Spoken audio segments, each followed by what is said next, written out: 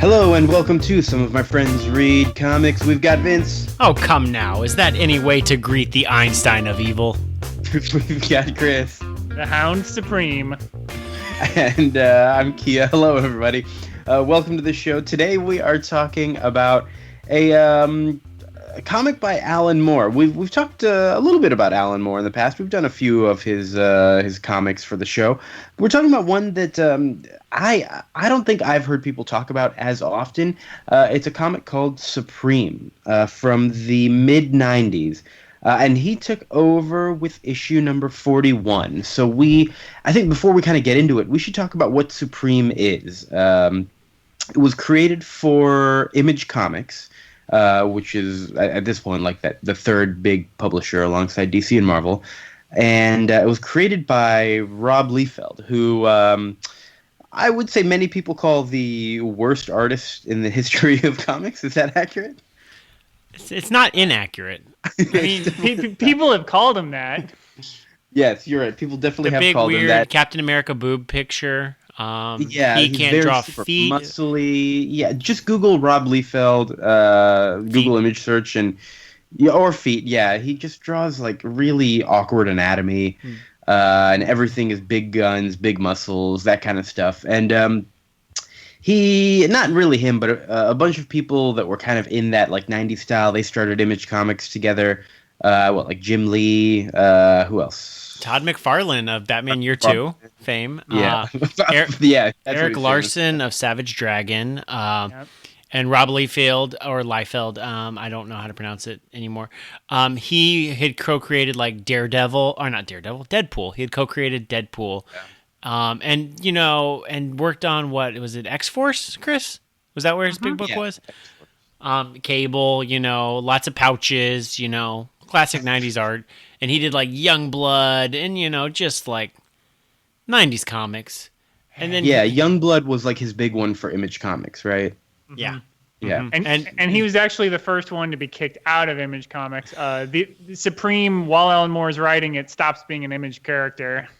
Yeah, it's kind of weird. All right, so Supreme is kind of like this Rob Liefeld creation that was just like a Superman pastiche, just getting to tell some fun Superman stories, but we don't have Superman, so we have Supreme instead. I was looking at Wikipedia, and it looked a little more bonkers than that.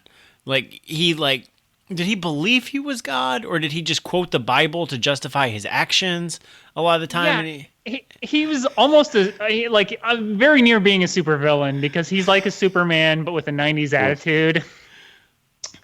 Weird.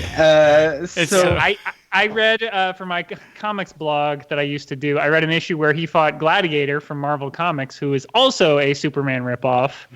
And it's just him quoting Bible passages and just beating the crap out of Gladiator for like 35 pages. I'm not saying that's a bad thing. I'm just saying that the Mr. Liefeld is probably not the deftest touch with that.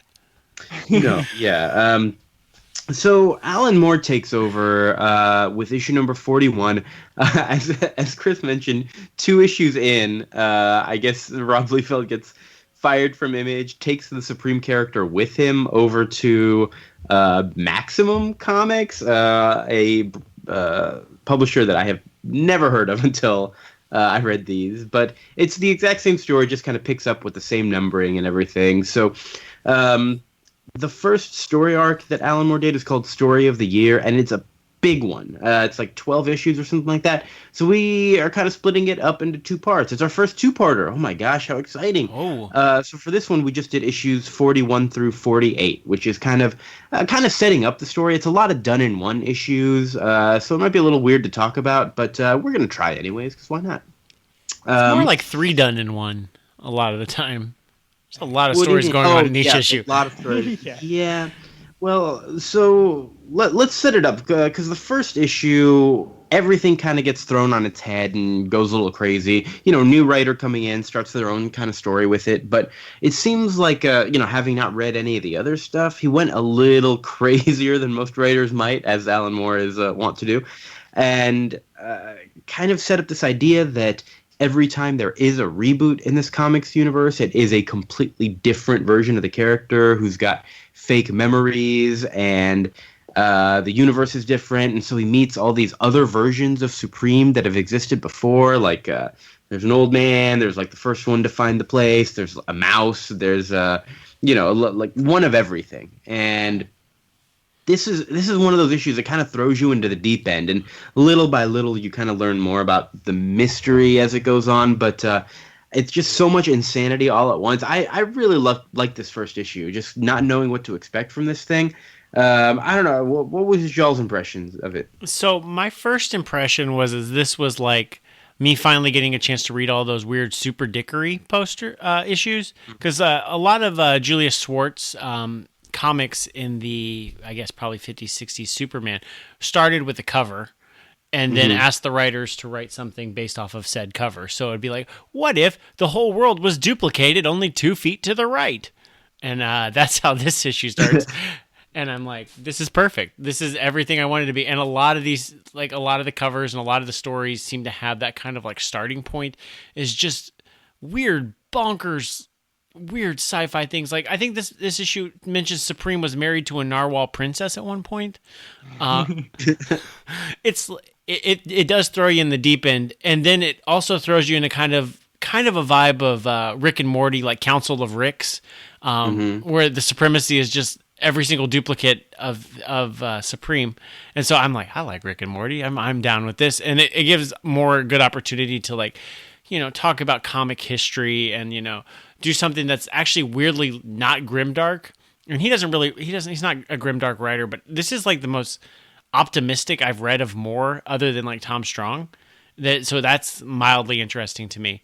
And I really enjoyed just like where this book started, having its weird sci-fi premises, having everything going on, and I really liked where this began.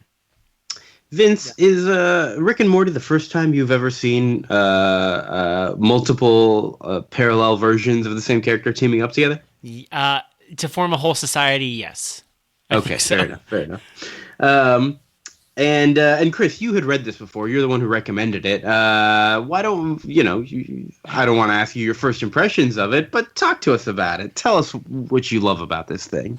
Well, I'm going to give you my second impression, which is that this is secretly a history of Superman and his revisions in a way that you don't even notice that it's happening. It's really well done, because if you notice, they tell you, okay, the first Supreme appeared in 1941 along with his workplace at the time, and that is because the original Superman from 1939 starts flying, starts working at the Daily Planet, starts having Perry White as his boss in 1941. So this is saying, like, so when all of the stuff we think of real Superman starts, he's not jumping around, he's not, he's an orphan, all of this stuff that we don't really think of as Superman because it was in the comics, at the very beginning. This is the first Supreme that goes to this, world that's only populated by him when he gets retconned. So he's the first one, and then it gets, more and more. So you've got like the 60s Supreme. When he finally gets there, he's basically like has God powers. Yeah. And he ends up like making the world in his image. He's wearing a crown, which is based on a Super Dickory cover where Superman is wearing a crown and is like telling all the United Nations, like, you work for me now. Super Dickory, I should probably state. I just used that term.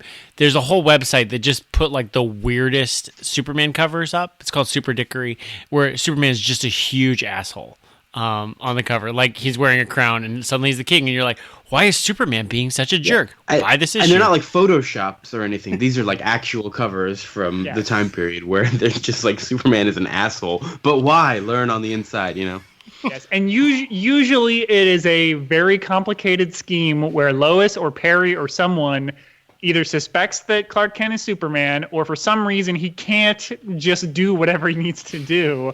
So he has to be a huge asshole. Mm-hmm. Like the issue I'm citing, it turns out there's an alien invader, and Superman, only pretends to be a space tyrant to drive off that alien. Good stuff. We should also say thrown around the word reboot a few times.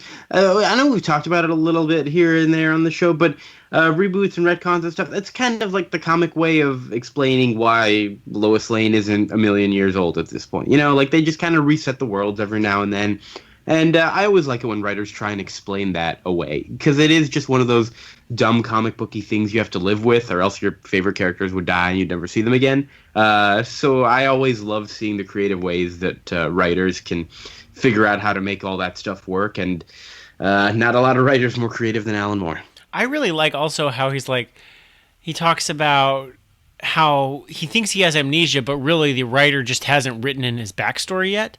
So, you know, because if you like watch anything, or we just recently went through another DC reboot, it's like, why didn't you mention that? Like, because the backstory wasn't written for that. That's why I didn't mention that story. I never mentioned this person I knew back in the day. And so I like that that's brought front and center as like a quality of Supreme, and not just like a kind of a weird quirk that he just doesn't mention things from his past. Right. I like that they call attention to like how hugely buff he is compared to other Supremes. That's true too. They do that because the book alternates between like 90s art and 90s art it is. And then Rick Veitch, is it Rick he does a lot of them in the classic like 40s through 60s style and coloring, and it's really nice. Yeah, so all the rest of these issues kind of go through Supreme kind of trying to solve this this backstory of his, figure out who he is, and so we'll like visit a friend, and then we'll get like a story within a story that's told in this old style, like either Golden Age, Silver Age style, whatever, where we are seeing him have an adventure with these friends of his, and so like he'll go visit his hometown on the farm, and so we get his origin story, and he's Kid Supreme, and we see him like teaming up with Batman and Robin, not really Batman and Robin, whatever they're called, Professor Knight something. Professor Knight and Twilight, is that her name? It took me too long to realize that was Batman. Oh man, yeah. But yeah, did you realize the other villain was the Joker?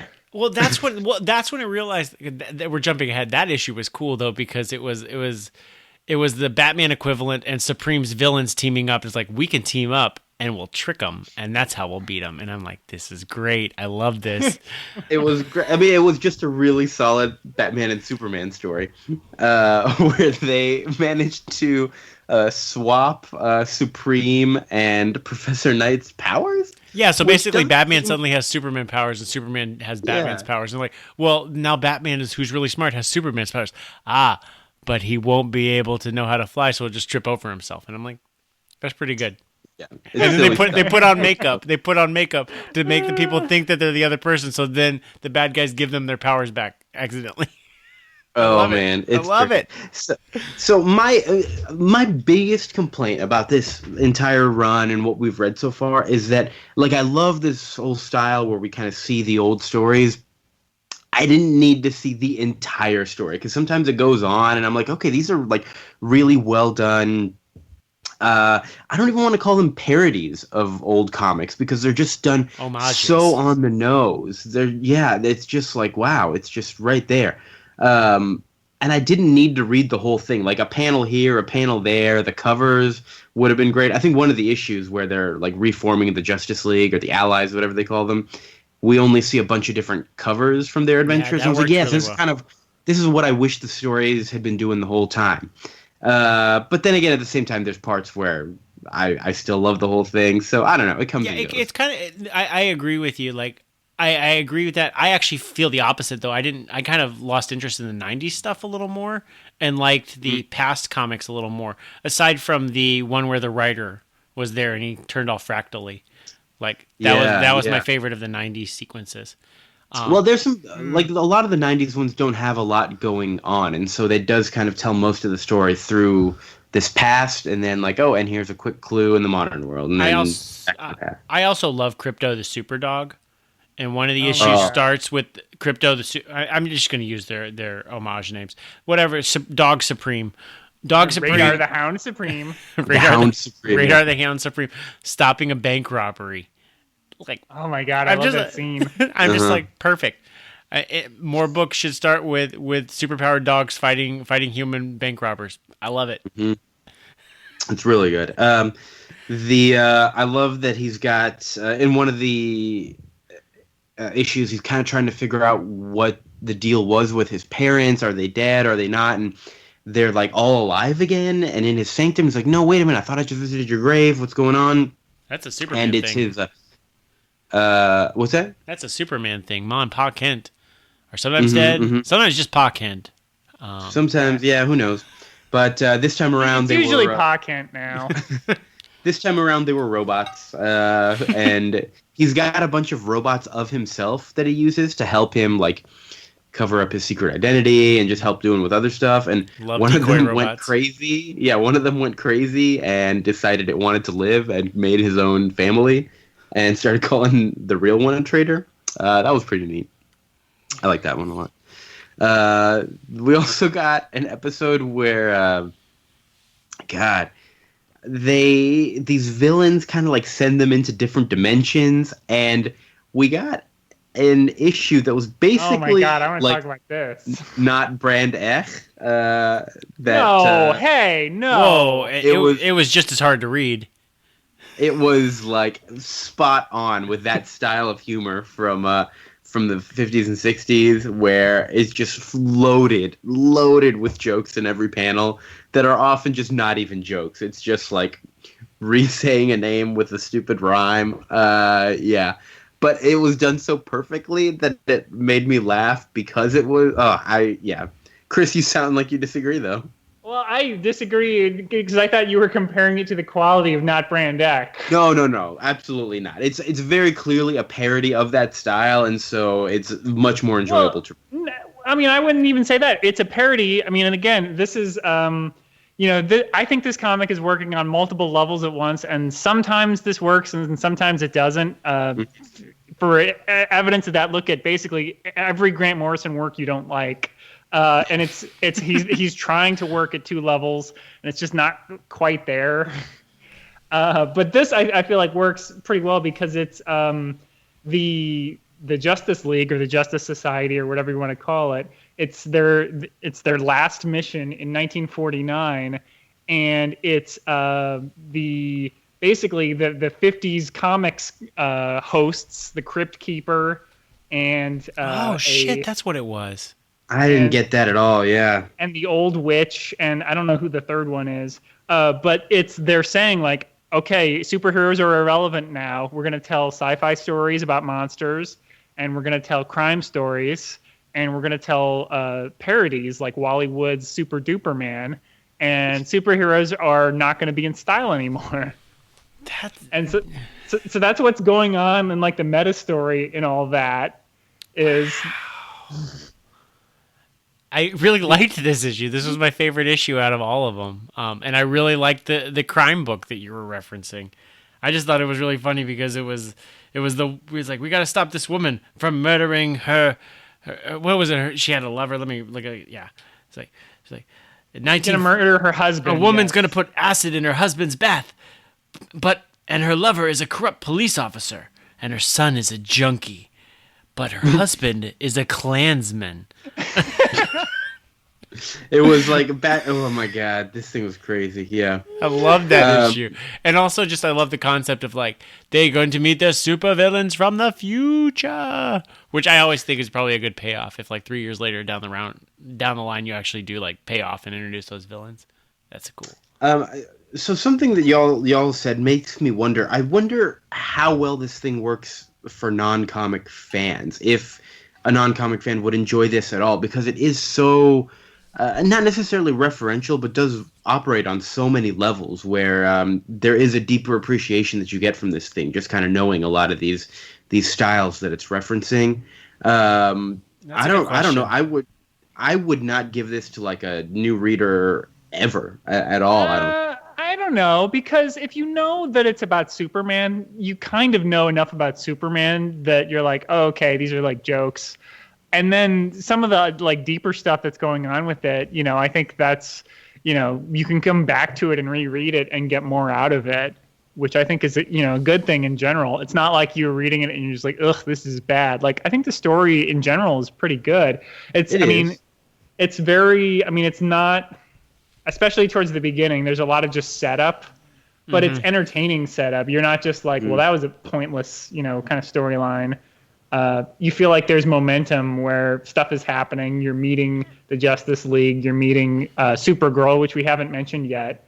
Suprema. Another one of my favorite issues was when they meet, Suprema and rescue her.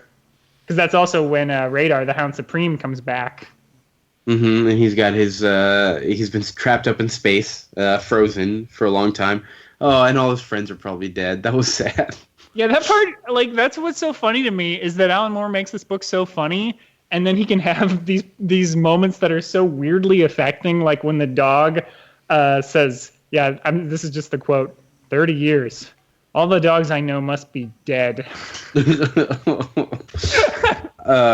And poor Suprema, while he was gone, you know what? We haven't really mentioned this, and I'm actually a little confused about this myself. It's everyone's kind of talking about how, you were gone and now you're back. You kind of left us for a long time. What? I'm a little lost as to where he was. Was he just? No, we did see some newspaper articles that say okay, Supreme's going out into space for a little while. He's leaving Earth. Right. But then he came back at the beginning of this. But did he? How does he still have his job as a comic book artist? I'm very confused about. Yeah, that doesn't make a lot of sense. I guess he's got super comic drawing powers. He's got talent. The kid's got talent. Because we do see him just go home and just with super speed draw some comics. So it's a good. I think good job for him. Isn't he drawing 2 books a month? No, he's doing, I think, just one. He's doing Omni-Man, which isn't the dad from Invincible. No, different Omni-Man. Well, maybe. We don't know. It could be, yeah. Actually, because Omni-Man was operating for 20 years. Maybe. And he's a Superman analog. And it's image owned. So why not? Sorry, that got deep. If we're talking, and he's also is his friend just writing Wonder Woman equivalent? Is that what she's doing? Yeah, because he hasn't even read it, so he hasn't. Yes, yeah. and they're there's they're setting it up. What's her name? Is she Judy Diane? Jordan or is she the other one? Yeah, she's the other one. I can't remember which one's which. Yeah, there's a Diana Dane. Yeah. Yes, that makes sense because she's the Lois. Right. Yeah. Back to your earlier question though, Kia. I think I wouldn't, give somebody I'd like to get into comics. I wouldn't give them Supreme, but at the same time, it paints in pretty broad strokes. It's Batman and Superman, and it's not referencing a lot of stories from 2 or 3 years ago. It's not saying, it doesn't spend a lot of time talking about Supreme having a blue electric suit or anything like that. Sure. And but I got so bored during some of the old scenes though that went on for a while, I was talking about, and I can't imagine a new reader would enjoy those old style scenes. This was the most dense pack of reading we've had to do for this show. It is. Eight issues of 50s and 40s style comics is a lot. And Moore is already pretty dense to the point where they referenced that Billy Friday was out of prison. I'm I read a whole issue about Billy Friday, but I can't for the life of me remember who he is. And so he's the Jimmy Olsen character, isn't he? That gets stuck in the is that what it was? The weird dimension, the light dimension. Supreme's his Phantom Zone. But that's the kind of stuff I know this is a name I should remember, but I cannot because there's just too much going on in this book. There's a lot happening. Yeah. It was good. It's very good. Some of the cheaper jokes that Alan Moore makes, because a lot of these jokes I think are genuinely really funny, but he also just has Billy Friday is a British. I mean, he makes Jimmy Olsen a British comic writer who just has terrible, gritty ideas. So he's very much like a Warren Ellis type guy. Yeah, that's what I got. I got the same vibe of Warren Ellis, the same issue when Warren Ellis also did a ride along in Powers. I got the same vibe of that issue. Oh, I'd forgotten about that. Yeah, that was funny. Don't they kill him off at the end of that? Yeah, they do. It's very cheap jokes. Some of them are pretty funny because at one point he pitches a multi-part storyline about the rape of Omni Dog. Oh, that's right. It's just so disturbing. Yeah. Well, he again is just making fun of a lot of these kind of grim, dark writers from this time period. So that they're like embarrassed of the character's history, and they're just like, we're gonna get rid of all fun things, and it's just gonna be like super serious, multi-part murder arcs from now on. Which is interesting that like Moore is like credited with kicking that off, with like Watchmen, and Miller is too, Frank Miller, but. Man, so that's one surprising to me to be like, oh, Alan Moore has a lot more shades than this. This is probably the most enthusiastic I've ever seen Alan Moore write characters, and like genuinely enthusiastic. Like Diana Dane or whatever her name is. Like she's excited to write a comic book. And I'm like, oh, there's people happy in an Alan Moore comic book? Like that threw me off. Like because top 10 I mean had a dog wearing a Hawaiian shirt, but he wasn't a happy dog. What are you talking about? I think top 10 might still be my favorite Alan Moore. I really love that book. He had all that sex with that prostitute. Yeah, that was a good time. That's a happy dog in a Hawaiian shirt, man. This isn't like the rape of Omni Dog. This is completely different. Yeah, but again, like referencing a joke like that, like the rape of Omni Dog. Like, I'm not gonna give this book to my girlfriend to read, and she's gonna like be like, "What? What is it? What are we talking about?" I'm like, "No, it's a reference to writers and the dark." And no, that doesn't matter, you know. Yeah, but like Netflix does like shitty like exploitive shows to like think that they're being edgy, you know. Maybe Netflix isn't the best example, but you know, television. But they're doing it, yeah, exactly. They're doing it to think they're being edgy, not to make fun of the things that are being edgy. And if you do get it, then you've seen enough edgy TV to understand the joke. And it's so, not the same. Aside from like the weird proportions on the women in costumes in the '90s, like this book is fairly relevant. Like it absolutely is. Yeah. Like that's the thing. That's the thing as far as recommending it to people. Like a lot of stuff from the '90s, you have to be like, oh, I don't know. Like the art's going to be pretty different, and the storytelling is going to be pretty different. And I would not say that about this book. I mean, like this could be written about the New 52, and it'd be perfectly fine. Like, I mean, it's perfectly relevant to comic publishing today. So, except there's one part when he, that writer who gets trapped in the like weird negative zone or whatever it is. He mentions sending his scripts in by fax. Oh my god, completely took me out of it. Fax machines, come on, man. I work in the legal industry. We still use fax machines. It is embarrassing. Yep, it's terrible. We had to fax in our mortgage stuff. Couldn't scan it, had to fax it. I mean, most scanners you can fake fax stuff now. Yeah, so. e-fax. AKA PDF. But yeah, I really like, and even, you know, this starts as just a Superman pastiche. Like you can tell when it starts, it's just he's doing his version of Superman. But what I think is so cool about this, and I guess, you know, we'll see if you disagree with me as this storyline continues into our next episode. But what I think is so cool about this is you actually do get the sense of Supreme isn't just Superman. And like, you know, Suprema, she kind of is just Supergirl, but it's interesting because it's 1960s Supergirl who's just sort of dumped in the present day. Yeah. So like there's, you know, this like Dark Knight style mugging or bank robbery that we alluded to earlier. And Suprema gets really pissed off at them for swearing, which I thought was really funny. That's funny. Yeah, they just keep calling her a bitch. They're mean. They're bad people. She says language like that isn't big, it isn't clever, and it isn't funny. It's just immature. And then they call her a bitch, and then she just blows them away by saying her, you know, by just talking to them without even punching them. It's pretty great. I like the Suprema story, the issue before, where I guess it's her introduction, where she... Did Satana, was that her name? I thought that one was so boring. At that point, I was just done with the Silver Age style stories. It was so silly. Satana, I guess the bride of Satan or something of that line. Satan's daughter or whatever. Something. Decided to dress up like Suprema and then pretend to be Suprema. And so she like killed cats in trees and made out with boys. She didn't kill the cat. She just launched it into the air so high. And like 30 minutes later, Suprema caught that cat. And Suprema's like, she's going to ruin my reputation. And even Satan was like, I think you were coerced into making this deal. I don't think it was a fair deal, so I'll let you go. Like, it was stupid and pleasant in the way that like this. All these stories are so Deus Ex Machina, to hell and back, as was the time, and it makes me very happy.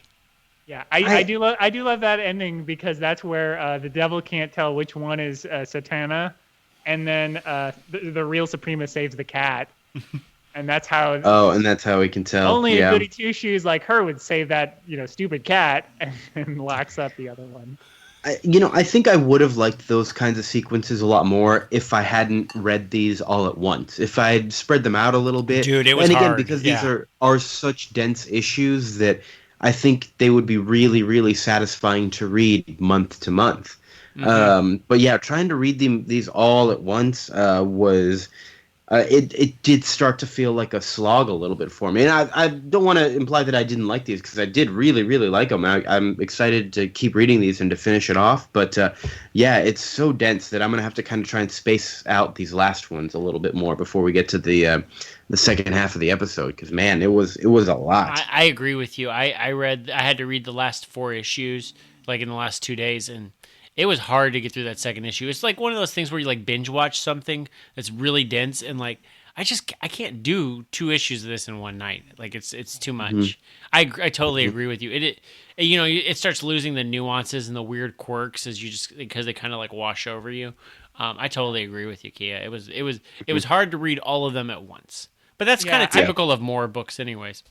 I mean, I agree with you. I first read these on a cruise, and I would just take like one issue at a time, and it was on my I guess iPhone or tablet or something, and just take that one issue with me to like the pool, and then just read it like twice in like a half hour. Yeah. And that's. I wish I had been able to read these because that's one of my favorite things about some of these dense authors is reading that one issue over and over again and like finding all of its secrets on your own, like poring over and like, all right, when the next one shows up, I'm gonna be ready for it. Yeah, and Alan Moore's the kind of writer that actually rewards that kind of stuff. Like we haven't gotten into it much, but the last issue is he has to find Batman because Batman's brain or soul, I guess, has been stolen. Mm-hmm. Yeah, by this alien who runs like some kind of a slave planet or something like that. And I think those were some of my favorite sequences when you have all the heroes like reformed modernly. Is that a word, modernly? They've reformed modernly, and we're seeing all those old covers that are just the silly stories, and they just talk about them real quick. Like, oh boy, I feel like we were getting kidnapped every other month back then. What was going on? Yeah, which is another reference. Glory, yeah. Which is another reference to all those like super dickery covers of like now we've suddenly all been turned into statues by the basilisk. Read, kids, more. Yeah, this one had like a really good balance of like weird covers. It didn't really do any of like the short stories like every other book had done because the structure of it usually is like 90 sequence and then maybe like 10 pages of like era appropriate comic and then back to the present. Although that may be split up into multiple chunks depending on the issue. This one didn't really do that. Yeah. It just had like single pages, and I think it worked better for that. It also is like it seems like the book is ramping up towards going somewhere as opposed to just kind of like right. And it definitely is. I mean, without spoiling it too much, it definitely is. You can totally feel it, and so I'm excited to see where it goes. We kind of learn at the end of this last issue that this evil slave planet guy who kidnapped Batman, he was paid to do it. It's like, oh, we'll turn around, and it was I don't remember the guy's name. Because like Optilux, who's just like this. Yeah. He's like Brainiac. If Brainiac was just like a blinding light power guy. Okay, but that's where it ends. Which just ends like a blinding light, and it says Optilux is like, "This issue's over." They're like, "Whoa!" That's like the first big cliffhanger too. Yeah, and he's. I mean, and again, maybe this isn't true anymore. I guess it sort of is, though, because even in the cartoon, he's one of his major villains. But Brainiac's kind of the number 2 Superman villain. And we were introduced to the number 1 Superman villain as Darius Dax. But the Einstein of evil. Yeah, we're also told that he's dead and has been for years. Which I really like. So I really like that, or because all the council of other Supremes are like, "Well, have you met Darius Dex?" Oh, and like, I think he's dead in my universe. Oh, you're lucky. Like everybody's like really concerned. Like, bro, like I know you're new to this thing and your comic just started, so we should probably tell you about this. And it's like, I'm good. I really like that though. It's great foreshadowing. What's so funny to me is that like thinking now that like the John Byrne Superman that then became the Superman cartoon of like bald Lex and his redhead dad and all that, which then later became Smallville and all this stuff, that would be in the Supremium 2 because all that's no longer in continuity anymore. Yeah. It's just funny. It's like, yep, all of that stuff that they're kind of making fun of would be right there with everything else now. They've moved on from all of this. Darius Dax is president. Oh, President Lex. He sold his company when he became president. Just saying. God damn it. I also like, I don't want to acknowledge that. So I also like that I guess he's like a Captain America kind of analog. I don't know who he's supposed to be. Patriot? The Patriot, the Super Patriot or whatever he is. I was thinking maybe Cyborg because he's a robot and they keep rebuilding him. And I think someone mentions like at this point there's no original parts left. He's a totally different person. He's like a broom. So he basically is like Steve Rogers, but instead of being frozen or whatever, he's like, as things went bad, they're like, well, we're gonna upgrade this because you're America's best hero. And so now he's like 90 years old or whatever, and he's mostly robot. That's pretty. Yeah, I like that. I liked him a lot. Who else did I really like? I loved that. I loved that one issue was like, and your husband's a Klansman.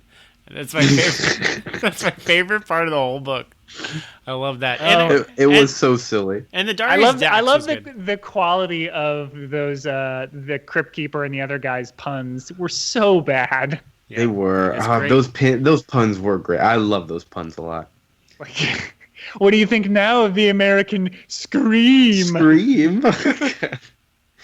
They're just like the most typical fucking puns you would see all over those. Oh man, those. It's my favorite issue. Love them.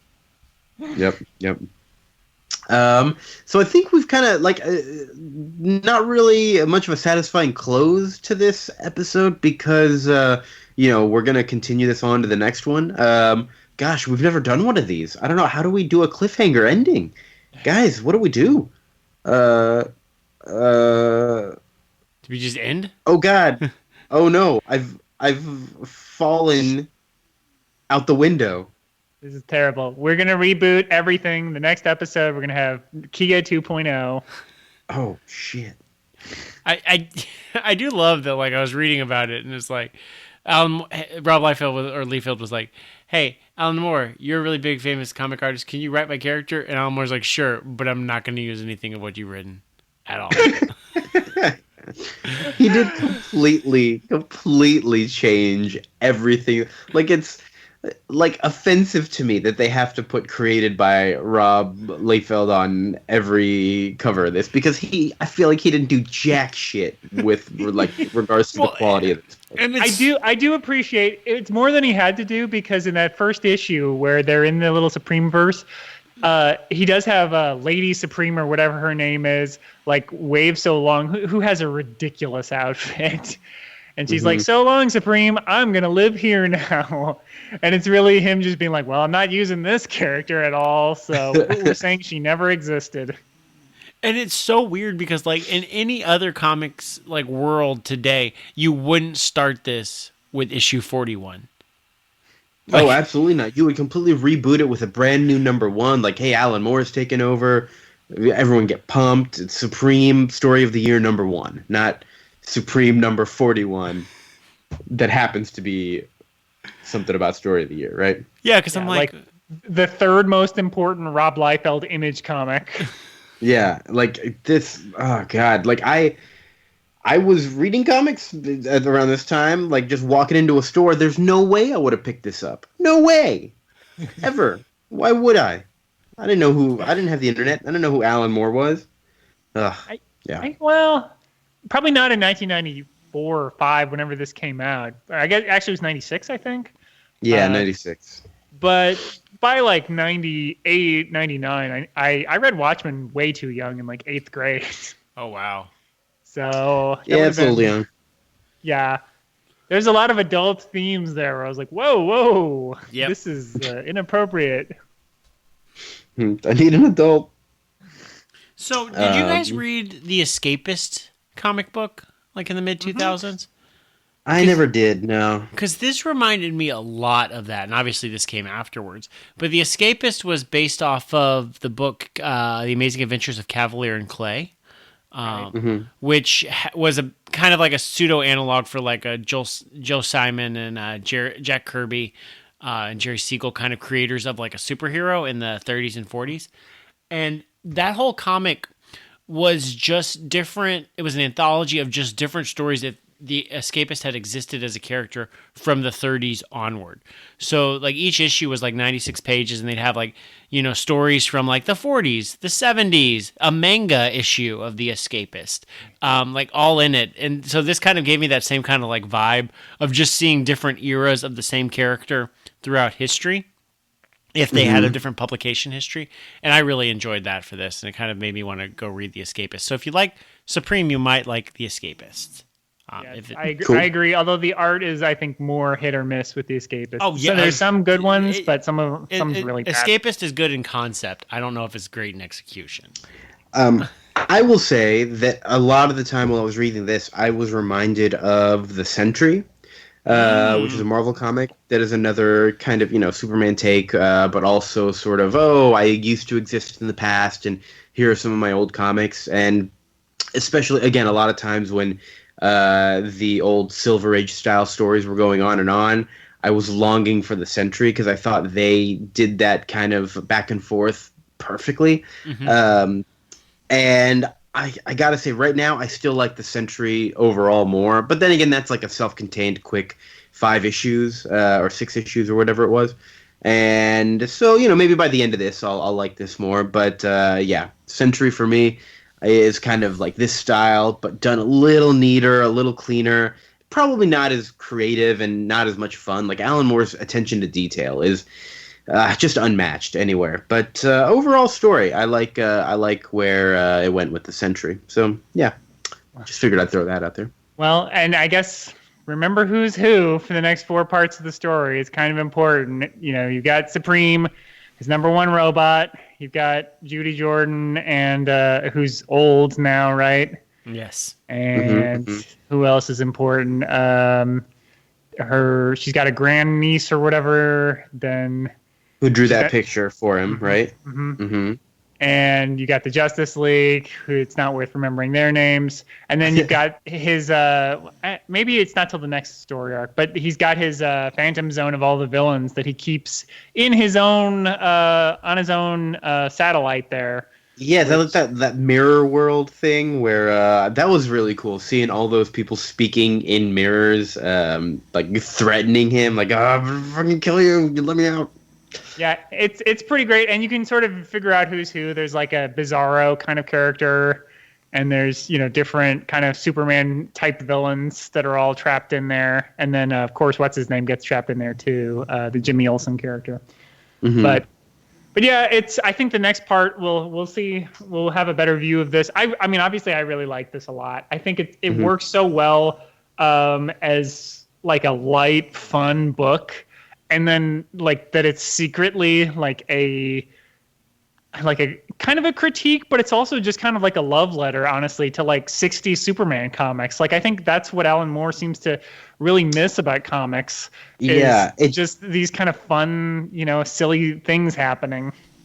Well, I keep calling them kind of parodies of that style, but it never feels like he's making fun of them because it is just such a, I think Vince, you said homage. It's just such an homage to that style, and just he does his best to recreate it perfectly, and I think he does hit it. Just, I think he absolutely has achieved what he's going for. So kudos to you, Alan Moore. More people should talk about your comics because you're a pretty good comic book writer. Yeah, maybe this guy will get recognized finally. I think if I think we're gonna make this it happen. podcast might push it over the top. This is what it is. Yeah. Not those Eisners. Forget those. We need to get him this discovery. That's why we have to do 2 parts on this comic. Like that's how important. That's right. So, what? Anything else we got to say, or are we ready to end this? Yeah, I think we said everything for this time.